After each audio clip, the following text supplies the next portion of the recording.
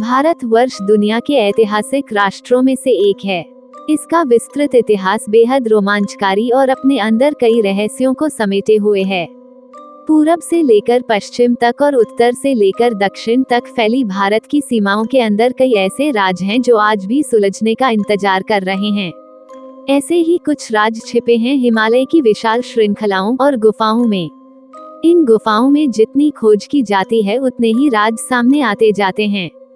हिमालय अपने सीने में अनेक रहस्यों को छिपाए हुए है। जानकार इस बात की पुष्टि करते हैं कि प्राचीन काल से ही यहाँ जिज्ञासुओं और पर्यटकों का आना जाना लगा रहता था। हिमालय की बर्फीली पहाड़ियों के बीच बसा रूपकुंड भी ऐसे ही रहस्यों को समेटे हुए हैं जिन्हें सुलझा पाना शायद किसी के लिए भी सरल नहीं है। अभी तक बहुत से वैज्ञानिकों द्वारा रूपकुंड के रहस्यों को भेदने के दावे तो बहुत हुए हैं, लेकिन कोई भी अभी तक वहां रखे नरकंकालों के रहस्य से पर्दा नहीं उठा पाया है। दुर्गम होने के कारण वर्षों तक अज्ञात रहे इस कुंड में 500 से अधिक नरकंकाल बिखरे पड़े हैं। लेकिन बर्फीली झील के पास इतने सारे कंकाल किसके हैं, यह कोई नहीं समझ पा रहा है। वन विभाग के पूर्व अधिकारी मड़वाल वर्ष 1942-43 में दुर्लभ पुष्पों की खोज करते करते यहाँ पहुँच गए थे, लेकिन जब उन्होंने इतनी संख्या में नर कंकालों को देखा तो उन्हें लगा कि वह किसी दूसरे ही लोक में आ गए हैं। उनके साथी तो इस दृश्य को देखकर डरकर भाग गए। वर्ष 1957 से 1961 तक यहाँ कई शोध परीक्षण किए जाते रहे।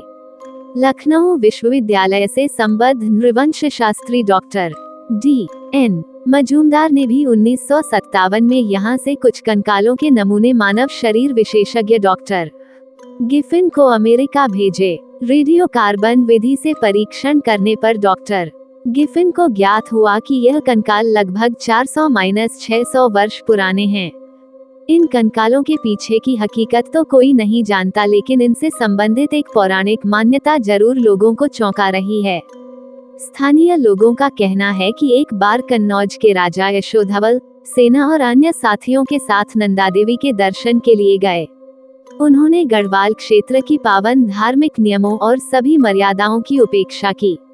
राजा अपनी गर्भवती रानी व दास दासियों सहित तमाम लश्कर दल के साथ त्रिशूल पर्वत होते हुए नंदा देवी यात्रा मार्ग पर स्थित रूपकुंड में पहुँचे।